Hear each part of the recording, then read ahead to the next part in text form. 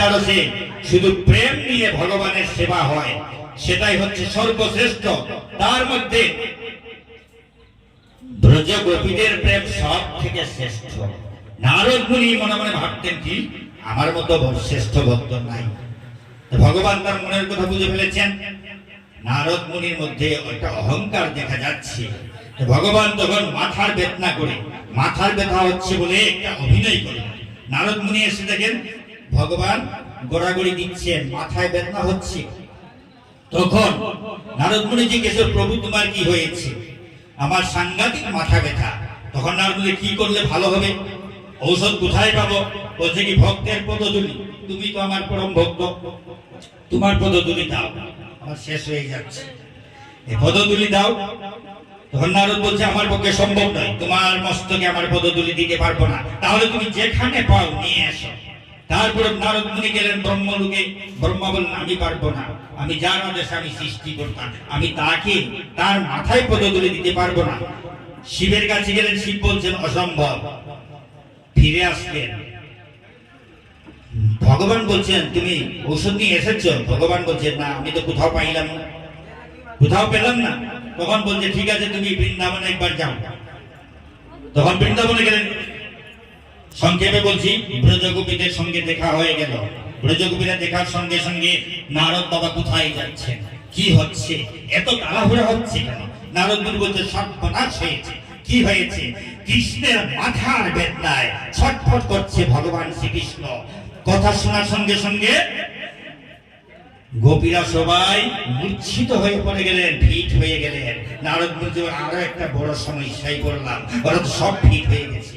তখন নারদ মুনি মন্ত্রপুত জল ছিটিয়ে তাদেরকে আবার সুস্থ করলেন। বলছেন গোপীরা কি করলে ভালো হয় বলুন। তখন নারদ মুনি বলছেন ভক্তের পদধূলি লাগে, কিন্তু কৈলাসে গেলাম, ব্রহ্মলোকে গেলাম, কোথাও পেলাম না।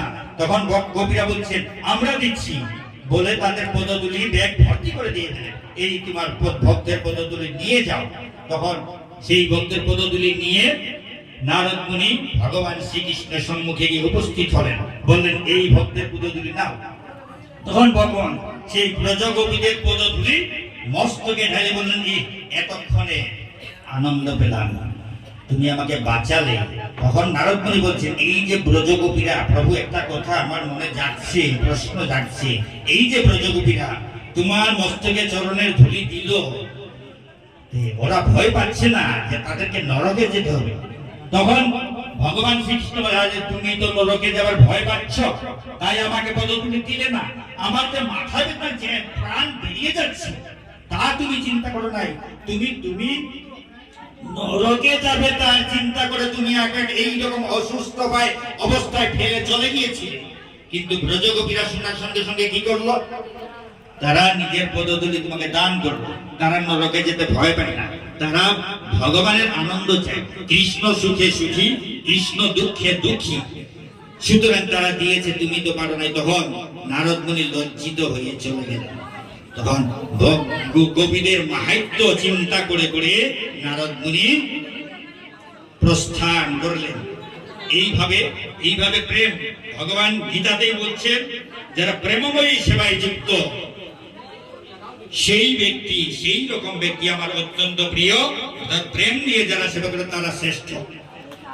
যেতু ধর্মামৃতমিদং যথোক্তং প্রিয়ুপাসতে শ্রদ্ধানা মৎপরমা ভক্তাস্তে অতীব মে প্রিয়া।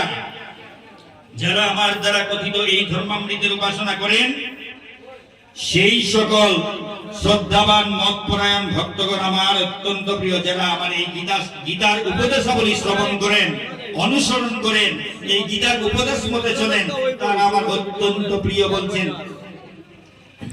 সুধী ভক্তবৃন্দ, এখন অধিবাসের সময় হয়ে যাচ্ছে। খুব ভালো লাগলো আপনাদের সম্মুখে কিছু কৃষ্ণ কথা বলার সুযোগ পেয়ে, এবং যারা আমাকে এই সুযোগ দিয়েছেন তারা যেন প্রতি বছর এইভাবে জগতের মঙ্গলের অনুষ্ঠান করুক, আমি ভগবানের কাছে প্রার্থনা করি। এখন ভক্তরা আছেন এখানে, ভক্ত সমাহিত। এখন আরেকটা বড় ব্যাপার হতে যাচ্ছে, বিরাট ব্যাপার। অষ্টপ্রহর নাম সংকীর্তন হবে, অধিবাস হবে। অষ্টপ্রহর নাম সংকীর্তন কারা করবে? ভগবান বলছেন নারদকে নাহং তিষ্ঠামি বৈকুণ্ঠে যোগিনাং হৃদয়ে নচ মদ্ভক্তা যত্র গায়ন্তি তত্র তিষ্ঠামি নারদ। হে নারদ, আমি যোগী ঋষি মুনি ঋষিদের হৃদয়েও থাকি না, আমি বৈকুণ্ঠেও থাকি না।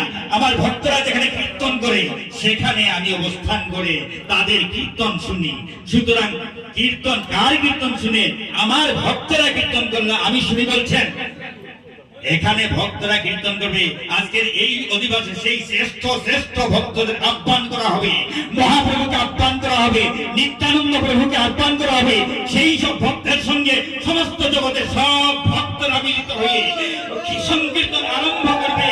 তার শোনার জন্য ভগবান আছে।